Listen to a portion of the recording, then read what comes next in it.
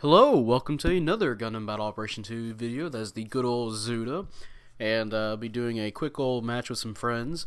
And yeah, I finished Igloo. Well, at least the first part of Igloo. Technically, the next part of the Federation Soldiers is Igloo 2, which I didn't know that was a thing. I thought it was just, like another part of Igloo, but no, it's Igloo 2.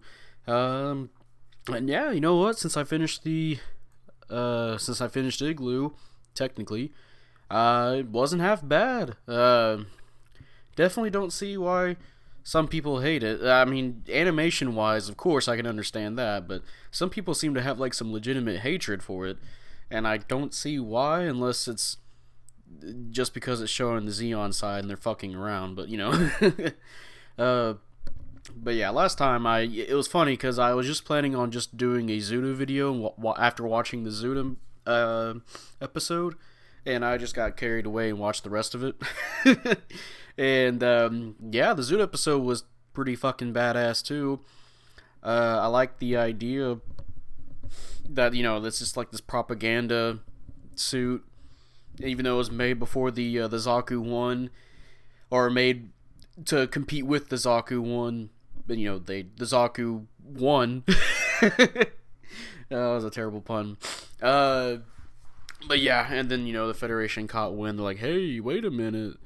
It turns out Zimad, or the Zeonic and Zmad. I think that's the two companies that were fighting to put their suits in the game. To be used by Zeon, and I think it was Zimad. I'm pretty sure I might be butchering the fuck out of that name. Yeah, Zimad. They pretty much ratted the idea of the Zudah, or what actually is the Zudah, out to the Federation. The Federation are like, yeah, haha, this is made before the Zaku 2. This ain't shit. And then of course at the end of the episode they prove that the Zudah is like faster than the regular GMs that just got mass produced, and the balls and all that. And it was a pretty brutal episode. Like, it showed a bunch of escape pods escaping from Odessa, right? And, the balls come in, which that episode made the balls look badass and kind of realistic in a way, because the balls would be like one of the best suits you can pilot, because it's just how the laws of nature fucking work in the ball's favor. The ball would be extremely fast and agile. And, they're blowing the fuck up out of these pods. And there's one shot where it blows up a pod and a body flies out of it. It's like, holy shit, what the fuck? And then, of course, they some of them have Zaku's in them. One of them pops out and starts shooting at the balls. But since the pod gets blown up, or the Zaku tries to come out, but it can't function that well because it's in space and it's a J-type. And the Zaku J-type isn't built for space at all. Which was interesting to see. And of course the balls just have their way with it. Then the Zudahs come in, save the day. Then the GMs appeared, and the guy blows himself up. Yeah, interesting episode. And it's not like, it doesn't make the suit out to be like super bad. Well, I mean, it was super badass, but it wasn't like the how to explain it. It wasn't like the Gundam, where it was just super fucking amazing. It has definitely had that big flaw that if you overcharge it, it'd fucking blow up and kill you. But and of course the next episode was I think the next episode after that was the weakest one, which has to do with the, I said Zigok. I don't know how to pronounce it because it's Zegok. So technically it's Zegok, but I also call that sometimes for the regular Zigok. I guess I'll just say Zigok for that, and Zegok for the little thing they had for that episode. It was like a interceptor ship. I think it was after the Jaburo mission. Basically, the Federation were heading up into space. The battle's going to go to space, so they had this interceptor that was going to try and destroy ships coming into space. Launching into space. My bad. And it had a Zigok body controlling it as the command unit. Because I guess they didn't have anything else, or because, they weren't going to use Zigoks anymore since they're moving to space. So, but I did like the pilot for that. I think they hinted that he was a new type because he saw some missiles coming at him and all that. But I think it was the weakest episode of the the series, it didn't feel that. I didn't say feel that good. It was a good episode, but like it took too long to get what it was going at. And you had to watch them do a test over 3 times. And it's like, yeah, I get it. Just show the pilot dying already, you know. And the next episode had to do with the Augo pods, which they were better than the balls too.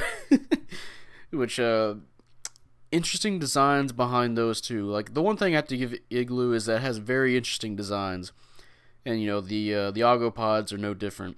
And you know you can see that Zeon is fucking running desperate when they have to regress back to mobile pods, and they didn't even they mass produced it first and then handed the mass production Augo pods to Jotunheim and said, "Here, handle this." And they went, "Okay, fuck you." And then of course the last episode had to do with the Big Rang, which, by the way, I'm taking on 2v1 right now in a Zudah. The fastest suit in the Zeon Empire, the Principality. The Big Rang. I always thought the Big Rang, the top half, was supposed to be something like the Big Zam, and, you know, mostly because that name it had. But no, it was actually the top half of a Big Row, which is interesting, and the bottom half is a part of a what's it called? A mobile weapon that they haven't really finished yet, so they just attach it to a Big Row.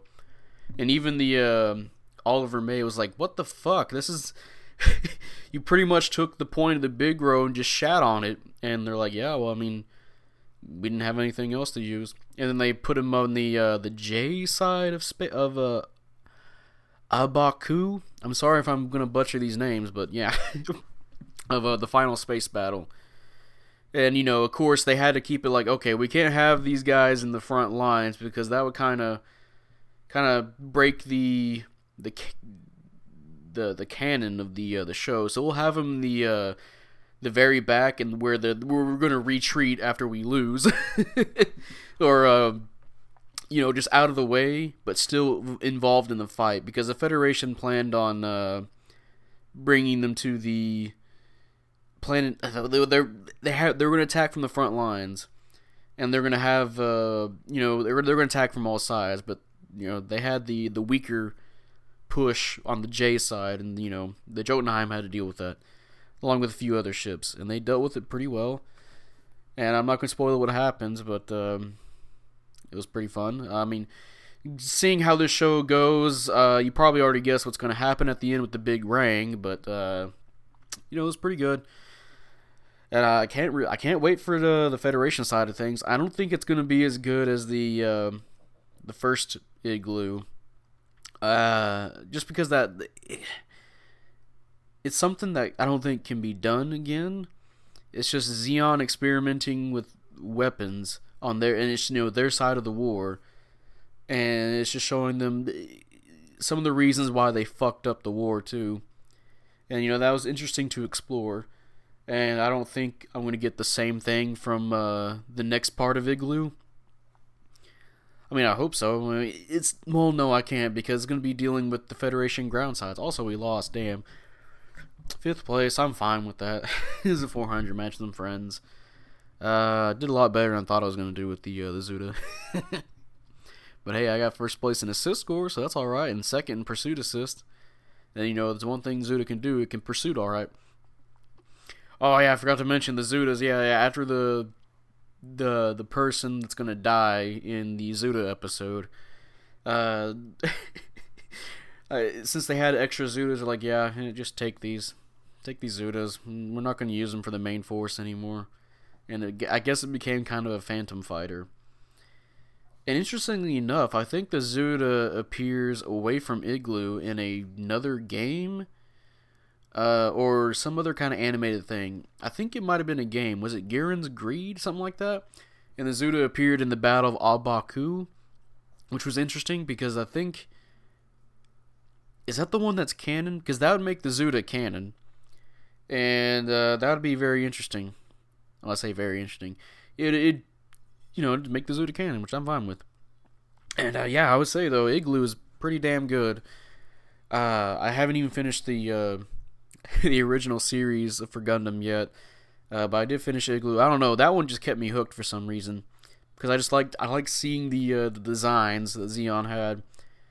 I'm a mono eye kind of guy. But yeah, it's gonna be in this video. If you guys enjoyed this video, leave a like, subscribe if you want. I'd really appreciate it. And type up in the comment section what you feel about the Zudah. Do you like it? Do you hate it? Or maybe MS Igloo if you watched it. If you like that or you hate it. I loved it. There's definitely, like I said, the Zegok episode was, I think, the weakest one. And of course the episodes were kind of formulaic, but I'm fine with that. Mostly because it had to do with, they were testing out weapons, and shit can go wrong all the time, especially if you're currently on an occupied airspace, the occupied space of the Federation, and they're gonna fucking attack you, and you're on the back end of the war. I was trying to find the word for it when you're retreating back, but yeah, it was definitely a fun watch. I'd recommend it if you want to watch it. I don't think it's going to be the best thing I'm going to watch because I'm planning on moving to another series to watch. Maybe the 8th MS team, which I heard that one's really good. I've only seen one part of that, and that was the Goof Custom fight, and I think everybody's watched that. Also, the theme song to that, I think it's the theme song. It's pretty badass. The Shine in the Storm, pretty catchy. Maybe I'll do Stardust Memories even. Because the Zane was in there. the descendant of the Hidalfer, supposedly. But yeah, with that, I'll see you guys later. Bye.